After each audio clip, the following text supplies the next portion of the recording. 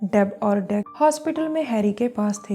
Harry की तबीयत बहुत खराब थी। हैरी उन दोनों से कहता है, मैं तुम दोनों को जल्दी ही छोड़कर चला जाऊंगा। उसकी बात सुन डेब रोने लगती है। हैरी कहता है, जब मैं चला जाऊंगा तो तुम्हें रोकने वाला कोई नहीं होगा। आज नहीं तो कल तुम्हें मेरी कमी खलेगी, लेकिन तुम मेरे नियम याद रखना। डेब हैरान हो रही थी कि हैरी कैसी बातें कर रहा है, जबकि डेक्स सब कुछ समझ रहा था। डेक्स कहता है, मैं तुम्हारे बिना कुछ नहीं कर सकता। हैरी डेक्स को कहता है, तुम मेरे बिना भी सब कुछ कर सकते हो। अगर तुम्हें लगा कि तुम गलत जा रहे हो तो अपनी बहन डेब के बारे में जरूर सोचना। कुछ दिन बाद हैरी डेक्स को कहता है, नर्स को रोको, मुझे इंजेक्शन नहीं लेना। नर्स जैसे ही हैरी को इंजेक्शन देने लगती है, तभी डेक्स उसका हाथ पकड़ लेता है। नर्स समझाती है, इंजेक्शन जरूरी है, तुम्हें दर्द हो रहा है। लेकिन हैरी कहता है, मुझे दर्द ही चाहिए। डेक्स भी नर्स से कहता है, उसे दर्द ही चाहिए। नर्स दोनों की बातें सुनकर हैरान हो जाती है। वो कहती है, तुम दवाई नहीं ले रहे, मैं ये बात डॉक्टर को बताऊंगी। नर्स के जाने के बाद हैरी डेक्स को बताता है कि नर्स बहुत से मरीजों को ओवरडोज देकर मार रही है।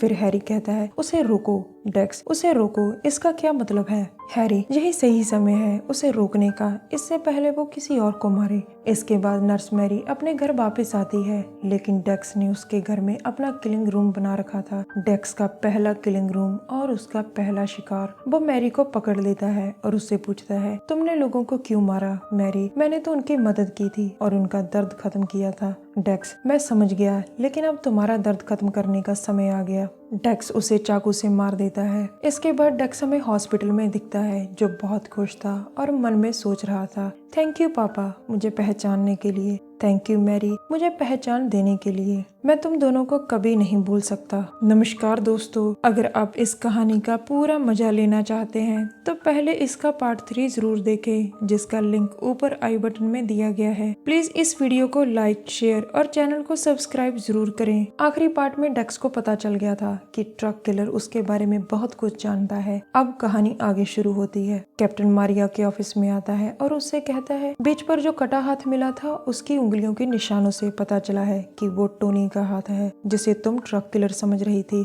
मारिया उसकी बात सुनकर हैरान होती है। कैप्टन मारिया के काम से निराश था और उसे टोनी की माँ के पास जाकर माफी मांगने को कहता है। पैट्री बीच पर जेम्स और बटिस्टा कटे हाथ पर बात कर रहे थे और जेम्स पर कार्लोस के आदमी नजर रखे हुए थे। मारिया टोनी की माँ से जाकर माफी मांगती है। टोनी की माँ मारिया से पूछती है, बाकी का टोनी कहाँ है? मारिया, हम उसे ढूंढ लेंगे।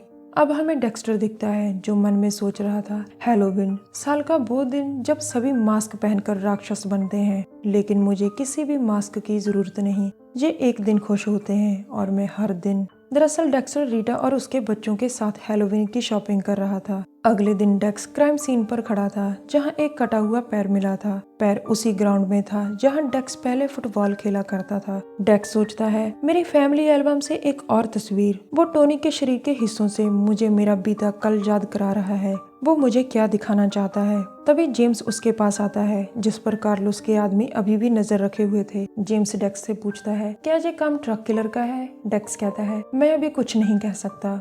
ये सुनकर जेम्स वहाँ से चला जाता है। इधर पुलिस डिपार्टमेंट में मारिया डेब को सीसीटीवी रिकॉर्डिंग चेक करने को कहती है, जो बीच, स्टोरेज और होटल्स के आसपास की थी। मारिया को अभी भी लग रहा था कि ट्रक किलर जरूर किसी कैमरे में दिखेगा और हम उसे पकड़ लेंगे। दूसरी तरफ पुलिस डिपार्टमेंट में जेम्स और सारा का डिटेक्टिव भाई खड़े थे। सभी को पता लग जाता है कि जेम्स और सारा का अफेयर था। सारा का भाई जेम्स पर बहुत गुस्सा था। जेम्स उससे माफी मांगता है। अब रीटा अपने बच्चों को स्कूल जाने के लिए तैयार होने को कहती है, लेकिन दोनों बच्चे उदास बैठे थे कि तभी पड़ोस के कुत्ते के रोने की आवाज आती है। रीटा पड़ोसी के पास जाकर उसे कुत्ते को चुप कराने को कहती है, लेकिन वो पड़ोसी औरत बिना उसकी बात सुने दरवाजा बंद कर देती है। इधर पुलिस डिपार्टमेंट में डेब मारिया के कहने पर सीसीटीवी रिकॉर्डिंग देख रही थी और डेक्स कटे हुए पैर की जांच कर रहा था। बटिस्टा उसके पास आता है और उससे बातें करने लगता है। तभी डेक्स पैर की जांच करते समय एक चीज नोट करता है। वो बटिस्टा को कहता है, जब हाथ काटा गया था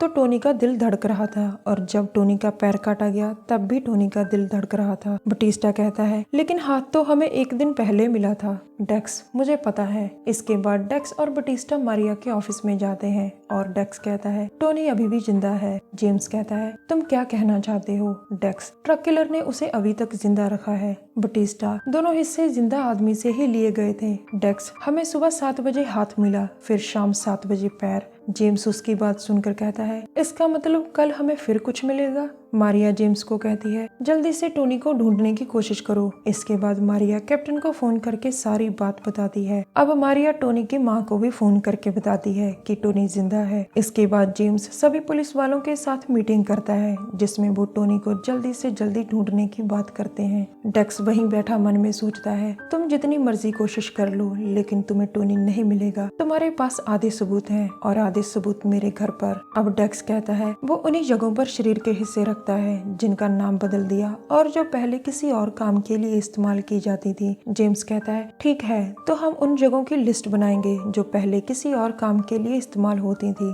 और अब उन जगहों का नाम बदलकर वहाँ कोई नया काम होता है। अब हम मारिया को देखते हैं जो चर्च में जाकर टोनी की माँ से मिलती है। टोनी की माँ उसे जल्दी से जल्दी टोनी को ढूंढने को कहती है। अब रात को जेम्स अपने घर के बाहर पहुंचता है और कार्लोस के आदमियों को देखकर गुस्सा हो जाता है जो सारा दिन उस पर नजर रखे हुए थे। जेम्स उनकी तरफ बढ़ता है, लेकिन कार्लोस के आदमी वहां से चले जाते हैं। इसके बाद डेब डेक्स को फोन करके पूछती है, टोनी का अगला हिस्सा कहाँ मिलेगा? डेक्स, मुझे नहीं पता। डेब, सोचो, तुम किलर होते तो कहाँ रखते?